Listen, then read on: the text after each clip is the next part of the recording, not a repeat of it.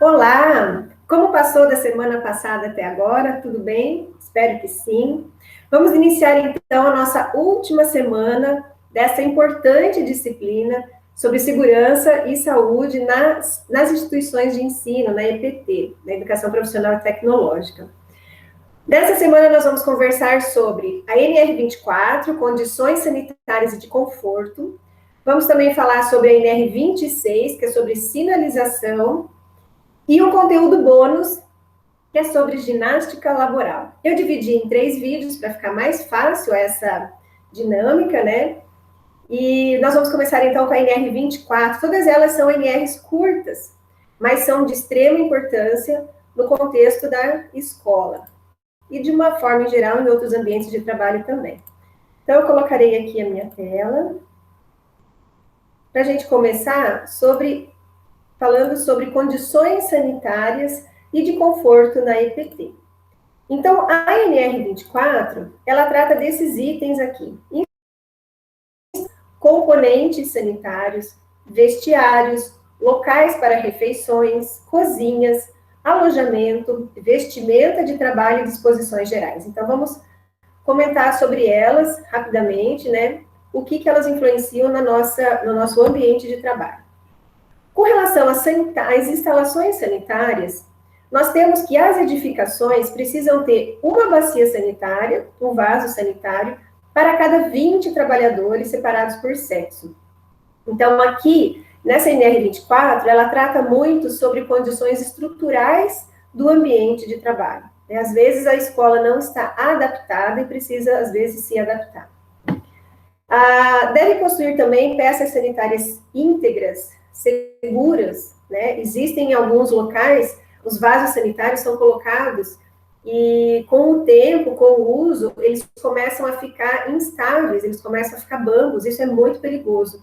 O corte, né, numa pessoa por uma bacia sanitária de cerâmica é um corte extremamente doloroso, difícil de tratar, então a gente nunca quer que aconteça alguma coisa desse tipo. É preciso também que nos banheiros haja alguns recadinhos para as pessoas não subirem na bacia sanitária. Isso também faz parte da segurança, porque o peso da pessoa e como ela fica se equilibrando nos 2 pés em cima da bacia sanitária, isso pode provocar o deslocamento da bacia sanitária, ela quebra e a pessoa pode se cortar gravemente. As instalações sanitárias devem possuir recipientes para descarte de papéis usados, sempre, em todos os banheiros precisam ter uma lixeira. Aqui no Brasil, nós não usamos o sistema de jogar o papel usado dentro do vaso sanitário, a menos que as instalações de esgotamento sanitário, tenham sido projetadas para isso, o que talvez não seja a realidade da nossa instituição, certo? Em outros países, a recomendação é que o papel usado seja colocado no vaso sanitário, mas aqui no Brasil, não. Então, precisamos ter lixeiras. As instalações precisam ser ventiladas para o exterior ou com sistema de exaustão forçada, para poder retirar os odores dali de dentro e fazer a circulação do ar, renovar o ar. Deve dispor de água canalizada e esgoto ligado à rede geral ou outro sistema que não gere risco à saúde e que atenda à regulamentação local. Pode até ser uma fossa séptica, mas ela precisa ser construída de acordo com as normas.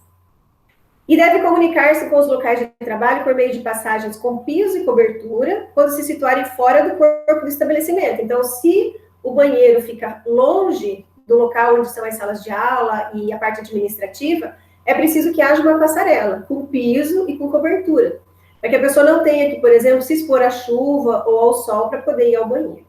Okay?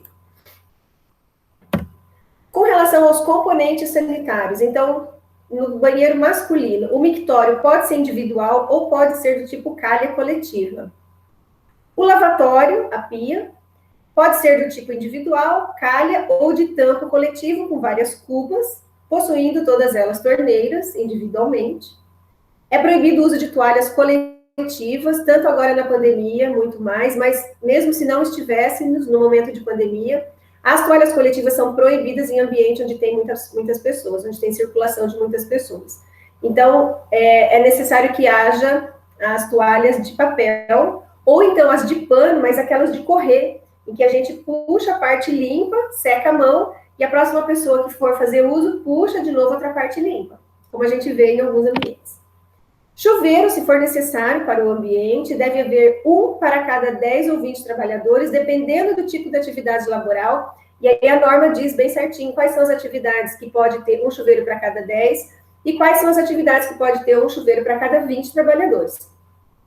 Devem ser individuais, não podem ser do tipo alojamento, aqueles vestiários de futebol, onde ficam todos os chuveiros abertos, então eles precisam ser individuais, com água quente e fria, obviamente, com suporte para sabonete e com suporte para toalha. Os vestiários é obrigatório quando é imposto o uso de uniforme, cuja troca deve ser feita no próprio local de trabalho. Então, se a pessoa precisa chegar com a sua roupa, mas precisa trocar, no caso, as servidoras da limpeza, os terceirizados, se eles precisam fazer essa troca de roupa no ambiente de trabalho, no próprio local de trabalho, então é preciso ter um vestiário. Ou ainda com atividades em que exija, né, em que o estabelecimento disponibilize o chuveiro. Então, para as atividades em que existe aqui nos chuveiros, né, aqui nas condições do chuveiro, a norma fala de atividades laborais que precisam de chuveiro, então também precisa de vestiário. Armários, escaninhos ou gavetas com tranca, deve haver um para cada trabalhador, independente da função. Então, todos os administrativos devem ter, os técnicos, os professores, os terceirizados. Para os estudantes é opcional, mas é desejável também que eles tenham seus armários ou escaninhos individualizados. Eles levam muito material para a escola. Então, por uma questão de ergonomia, é interessante que eles tenham esse material já na escola. E eles levem para casa aquilo que eles precisam fazer de tarefa, caso precisem. Porque, normalmente, eles também fazem as tarefas na escola, na própria biblioteca, né? Ou então no ambiente, em grupo, com seus colegas. Então, é desejável que os estudantes também tenham. Os locais para refeições precisam ter assentos, mesas, balcões ou similares suficientes para todos os usuários atendidos. Por turno, obviamente, não precisa ter, se o ambiente de trabalho tem 1.000 estudantes e mais 100 trabalhadores, não precisa ter 1.100 lugares. Obviamente que isso vai ser distribuído ao longo de um tempo, de um período para as refeições. Deve haver meios para conservação, ou seja, uma geladeira, e aquecimento, ou seja, um marmiteiro, ou então micro-ondas, ou até um fogão, para as refeições. Deve haver um local e deve haver material suficiente para a lavagem dos utensílios após a refeição, porque muitos estudantes levam a marmitinha de casa, né, levam as suas tupperwares, levam uma embalagem de metal, alguma coisa assim, e isso precisa ser limpo após as refeições. Os estudantes e os servidores também. Precisa ter água potável, não nem falar, e precisa ter lavatórios, ou seja, pias instaladas próximo ao local ou no próprio local onde as pessoas fazem as refeições. As cozinhas, elas devem ser anexas aos locais de refeições, né, quando há cozinhas nos ambientes. As pias, né, lavatório e sanitário, precisa ter próprio para a pessoa que trabalha no serviço de alimentação, então tem que ter uma cozinha, e anexo a essa cozinha precisa ter um sanitário para as pessoas que trabalham ali na alimentação, para que elas não tenham que sair e utilizar a parte externa do coletivo. Recipientes de armazenagem de gás liquefeito de petróleo, ou seja, os bujões de GLP, devem estar em áreas externas e ventiladas, né? Para que não haja também problema de acidentes. Alojamento, se for o caso, é o conjunto de espaços ou edificações composto de dormitório, instalações sanitárias, refeitório, área de convivência, ou seja, é necessário que haja uma sala com alguma proposta de lazer, né, que seja uma mesa de ping-pong, de tênis de mesa, uma mesa de pebolim, uma mesa para jogar um baralho, um jogo de tabuleiro, alguma coisa assim, uma televisão, Wi-Fi disponível. E ainda local para lavagem e secagem de roupas, para hospedagem temporária de trabalhadores. Ou também hospedagem temporária de estudantes, né? Caso haja, por exemplo, um jogo, né? Os jogos dos institutos federais, por exemplo. Então, é necessário que algum local seja adaptado para o alojamento, mas que tenha todos esses espaços. Vestimenta de trabalho. É toda peça ou conjunto de peças de vestuário destinada a atender exigências de determinadas atividades ou condições de trabalho que implique contato com sujidade, agentes químicos, físicos ou biológicos, ou para permitir que o trabalhador seja mais bem visualizado. Por exemplo, então, o jaleco. Né? O jaleco não é um EPI, ele não é um uniforme, ele é uma vestimenta de trabalho. Então, ele não é considerado nem uniforme nem EPI. Né? Em alguns casos, ele até pode ser um EPI, dependendo do tipo do material do jaleco. Mas se ele for para evitar que a pessoa tenha contato com sujidade, por exemplo, um professor que ainda trabalha com giz, né, com quadro negro e giz. Então, ele vai usar um jaleco para que ele não suje a roupa dele. Não é um EPI, né, não é uma proteção individual contra acidente, por exemplo. Alguns agentes químicos de laboratório, sim. E aí a gente precisa de alguns jalecos especiais. Se o jaleco for de uso obrigatório, deve ser fornecido pelo empregador, pela própria instituição, certo? Se não, se o professor trabalha e ele quer usar um jaleco, por exemplo, mesmo que ele use giz, ou quando ele usa o canetão mesmo, né, no quadro branco, e ele quer usar para ele poder se resguardar, né, com relação à roupa que ele está usando, ele pode utilizar, mas aí não precisa ser fornecido pelo empregador, e seria um objeto pessoal mesmo do professor. Nas exposições gerais da NR24, nós encontramos que é proibido o uso de copos coletivos no ambiente de trabalho, qualquer que seja. Então, não pode ter copos de plástico perto do bebedouro, por exemplo. Aqueles copos são proibidos. Cada pessoa deve levar sua própria garrafinha. O uso de descartável pode até acontecer, mas hoje em dia, como a gente tem que colocar em ação o nosso plano de logística reversa, o plano de logística sustentável, PLS, a gente precisa diminuir a quantidade de descartáveis no nosso ambiente de trabalho, então é opcional, pode ter o descartável, mas o descartável é desnecessário. Tá? Então, a gente deve promover aquela cultura de que cada pessoa leve sua própria canequinha, né? Sua própria garrafinha, enfim. Os bebedouros devem ter na proporção de, no mínimo, um para cada grupo de 50 trabalhadores, e aí a gente deve levar em consideração aqui os estudantes também. Quando não for possível obter água potável corrente, essa deverá ser fornecida em recipientes portáteis próprios e hermeticamente fechados, que são aqueles galões de água mineral, né, que às vezes é obrigatório ter em algum local que não consegue ter um bebedouro, por exemplo, né, uma biblioteca, alguma coisa assim. Realizar periodicamente análise de potabilidade da água dos reservatórios para verificar a sua qualidade em conformidade com a legislação, isso aqui é muito importante, porque às vezes os reservatórios eles ficam muito sujos, mas muito sujos, né? Matéria orgânica, às vezes pode ter acesso a pombos, pássaros em geral, ou outros roedores, mamíferos menores, e eles podem até morrer no local desses reservatórios. Então, é necessário sempre verificar a qualidade. Né? Isso aqui está na norma, na NR24, mas ela também é uma norma do CONAMA, né? E normas do Ministério da Saúde também. Água não potável para uso no local de trabalho deverá ficar separada, devendo ser afixado aviso de advertência para sua não potabilidade. Ou seja, se a instituição faz o recolhimento de água de chuva, por exemplo, para reuso, o que é extremamente recomendável para todas as instituições, é obrigatório que naquele local tenha um aviso de água não potável.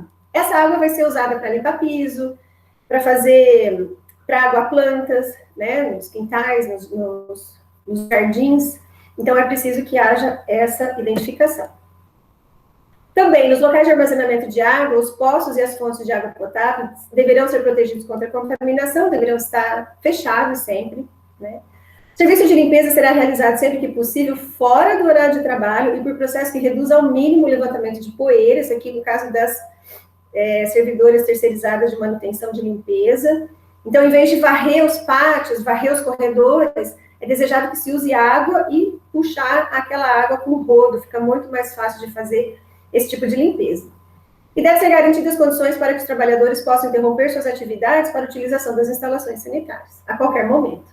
Né? Então, não pode haver, por exemplo, uma pressão por parte de qualquer que seja, né, a hierarquia de que o empregado não pode, o terceirizado não pode ir no banheiro naquele horário, né? Isso já passou. A gente já viveu essa realidade lá em 1800, na Revolução Industrial, hoje a gente já não vive mais.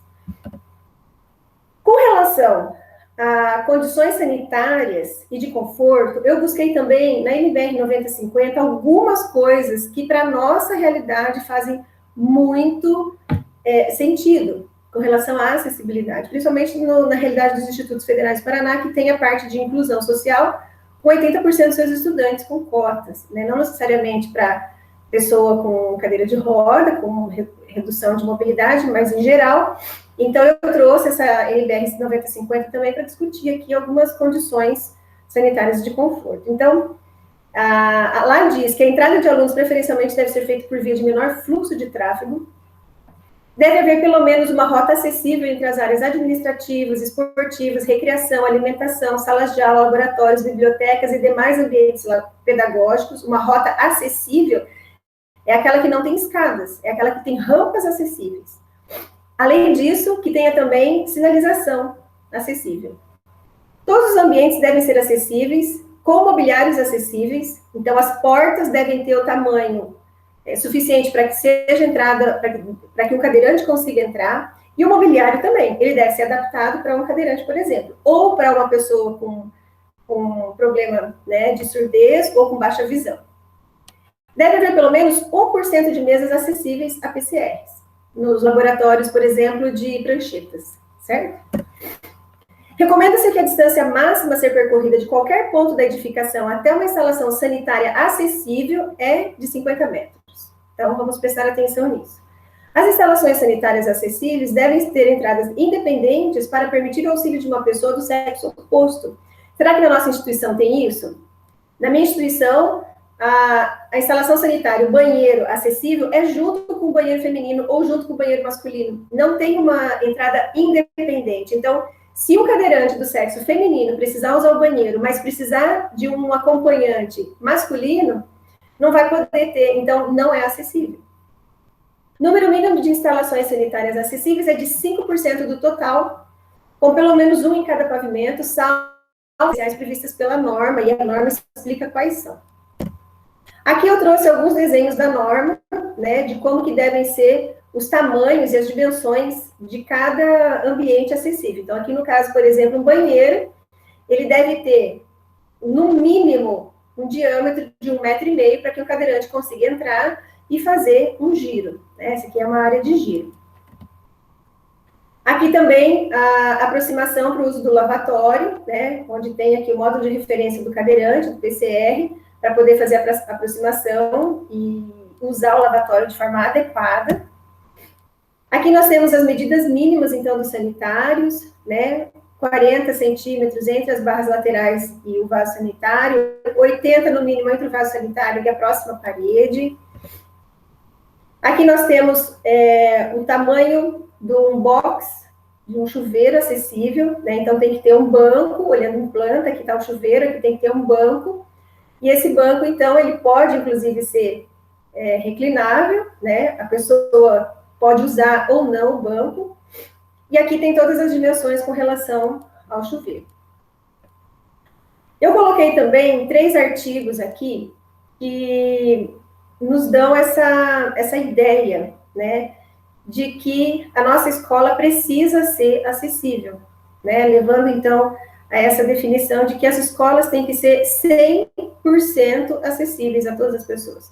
Esse manual de acessibilidade espacial para escolas é da Secretaria de Educação Especial do Ministério da Educação, e ele é muito interessante porque ele tem todos os tipos de acessibilidade. Então, tem todas as sinalizações, que a gente vai ver no próximo vídeo, tem toda a estrutura que deve haver para PCR, para deficientes visuais, deficientes auditivos. Tem esse artigo, essa monografia, que foi muito interessante, né, de eu achar, Lei de Acessibilidade, Recriando Espaços Escolares Acessíveis. Como é que nós fazemos a estruturação de um espaço já existente para que ele seja acessível? E acessibilidade física nas escolas públicas. É um problema de gestão? Então, essa monografia também é muito interessante e vai nos responder essa pergunta.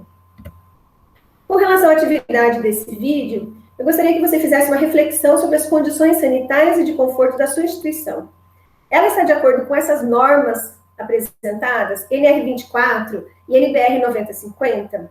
Se sim, relate, então, né, coloque ali algumas comprovações de que ela está de acordo, e se não, ou parcialmente, o que poderia ser feito para melhorar essa situação? Investimentos, reformas, ou às vezes só procedimentos, às vezes não são necessários recursos, né, muito intensos para se fazer a adequação, às vezes algum procedimento, né, que a administração tome já resolve algumas situações, certo? Com relação, então, a NR 24, condições de conforto, condições sanitárias no ambiente, seria isso. E no próximo vídeo a gente vai falar sobre sinalização, certo? Então, até o próximo vídeo.